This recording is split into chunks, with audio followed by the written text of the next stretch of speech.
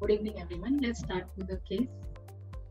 So, a 26-year-old married primary gravid female who underwent emergency LSCS outside for amniotic fluid leak on 23rd September uh, had complaints of dry cough, high-grade fever, which is generalized weakness, and progressive breathlessness since 2 days later after LSCS. She was shifted to Jupiter CCU on 27th September when 6 liters of oxygen saturation was around 96. She had high grade of fever, tachypneic and tachycardic. HRCT, which was done on 25th September, was suggestive of ARDS. In view of COVID pandemic and looking at ARDS, we repeated her COVID RT-PCR twice, which was negative. We had sent H1N1 swab, which came out to be negative. Fever PCR panel, which was done in view of her history, which rules out tropical illness diseases, was negative. Blood report, Shivaji did not detect anything, cultures were negative. She turned out to be eventually influenza B positive and was diagnosed as viral pneumonia with ARDS. Her was in the ICU. She was put on intermittent NIV. She required FiO2 of 50 to 60%. In view of worsening hypoxia, eventually we had to intubate her. She was put on mechanical ventilation as per ARCHNet protocol. Despite being on additional modes of ventilator, her hypoxia remained. She was given a trial of prone ventilation. So prone ventilation, usually we give it for 3 to 5 days over a period of 16 hours and 24 hours and make them supine for 5 to 6 hours. It is basically to improve oxygenation and ventilation. It helps. It does it by altering the mechanics of gas exchange, basically. Next day, she developed, when we made her supine, she developed right pneumothorax. Right ICD was put and the right lung opened up. But even after trials of proning on 4th day, her hypoxia and hypercarbia persisted. Her PF ratio, that is one of the criteria to decide the severity of ARDS, remained around 100. That means she still had severe ARDS features. She still had only single organ dysfunction. We offered her ECMO, extracorporeal membrane oxygenation, was offered in view of persistent hypoxia and hypercarbia. Also, barotrauma was in the mind because on second day of mechanical ventilation, she developed pneumothorax. So there were high chances on further course of mechanical ventilation with high pressures requirement, she might develop further barotrauma. VV ECMO, that is veno-venous ECMO, was initiated. Veno-venous ECMO, it is usually done for respiratory failure. We had put a femoral, 2 cannulas, one through femoral vein and the other through right internal jugular vein. We had to heparinize her. Usually this patient on continuous heparin infusion. Gradually the ventilator parameters reduced to minimal.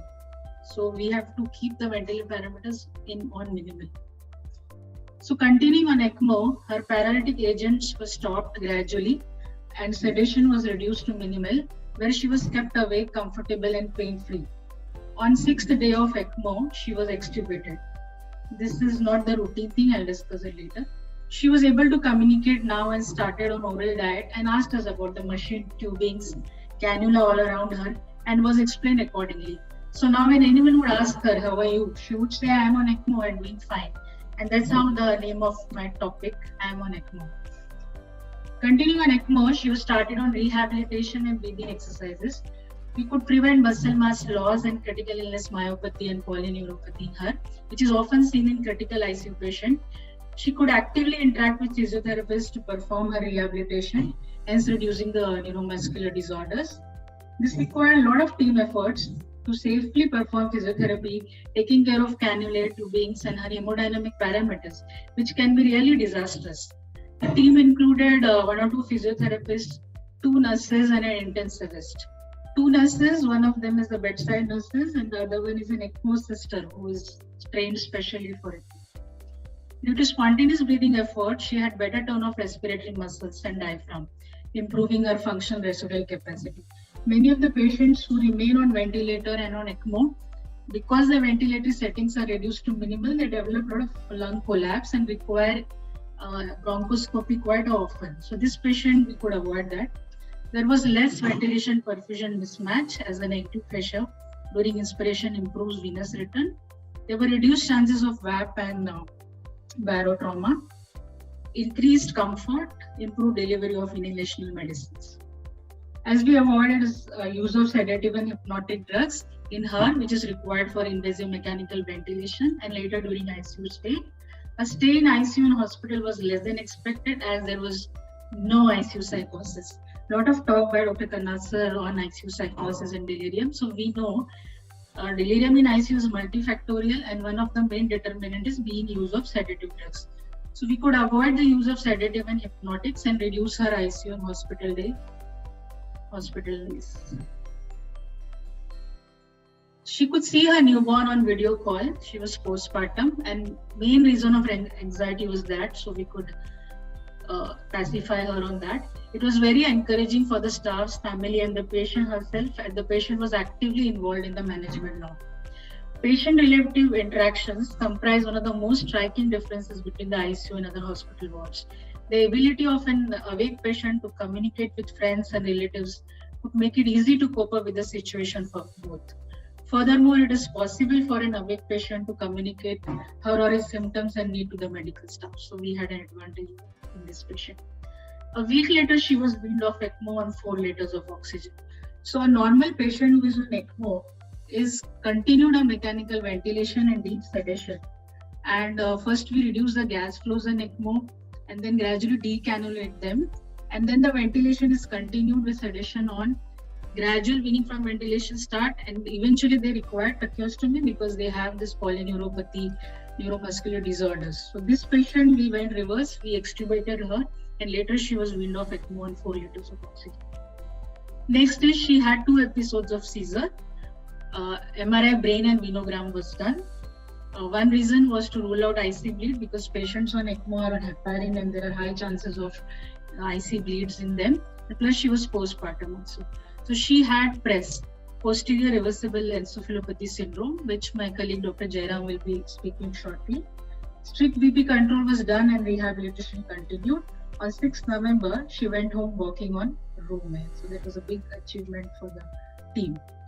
So what is ECMO? ECMO or extracorporeal membrane oxygenation is a form of extracorporeal life support where an external artificial circuit carries venous blood from the patient to a gas exchange device that is called as oxygenator, where blood becomes enriched with oxygen and has carbon dioxide removed.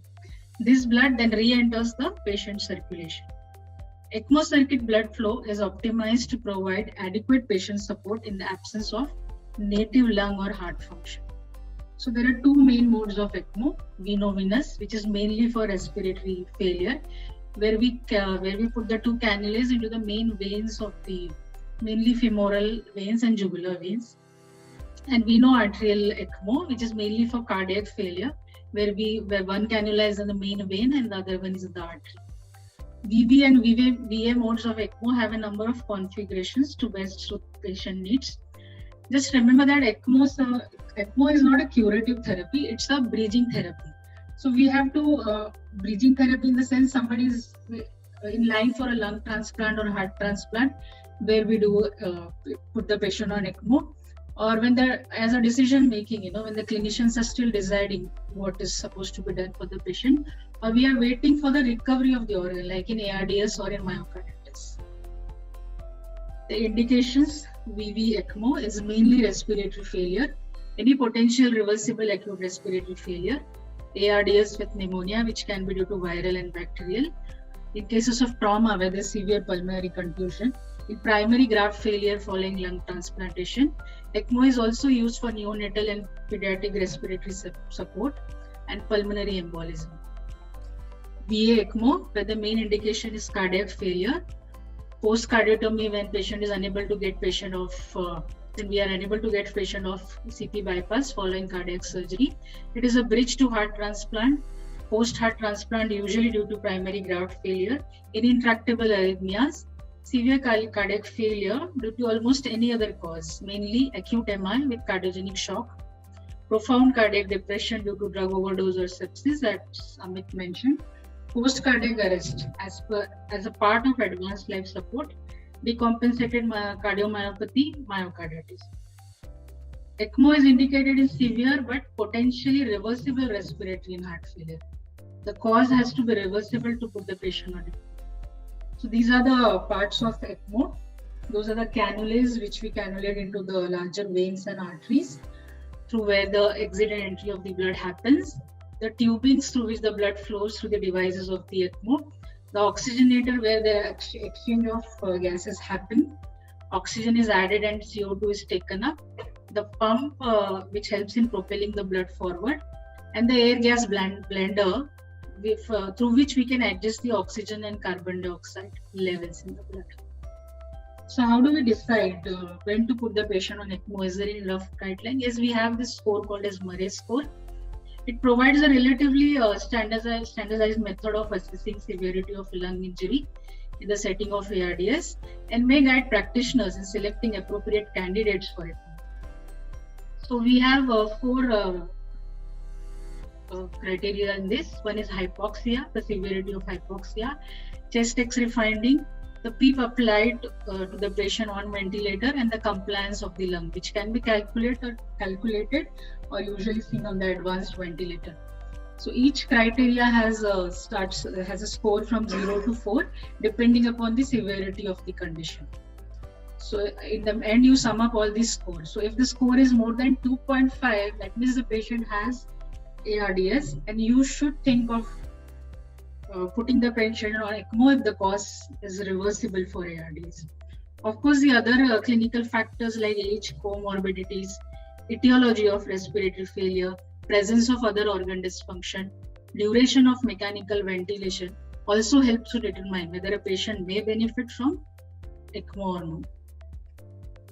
Also for VA ECMO, we have another score called as VIS, vasoactive inotropic score, which is a determinant of timely initiation of veno-arterial ECMO. So it includes the doses of dopamine, dobutamine, adrenaline, noradrenaline, milrinone, and vasopressin.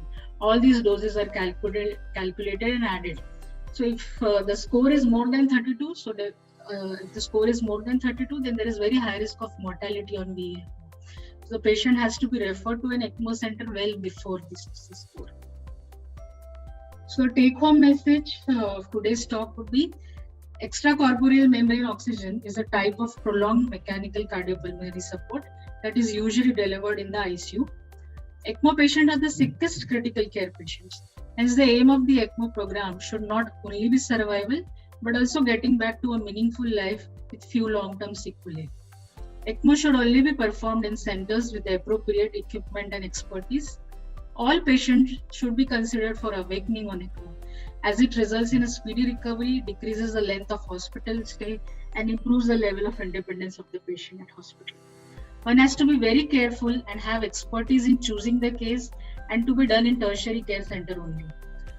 Remember that intubation and mechanical ventilation is still the gold standard for respiratory failure. Patient with severe but potentially reversible acute respiratory or cardiac failure that is unresponsive to conventional management be evaluated for ECMO and should be timely transferred to the medical center providing ECMO as soon as it is clear that the patient is not responding to it. The final decision should carefully weigh the survival rates for patients referred to an ECMO center versus the risk of transferring the patient. Like this patient of ours was timely referred to us, and we could do justice to her, and she was extubated on ECMO, which is very unusual, and she went home without any sequelae, long-term sequelae. Thank you.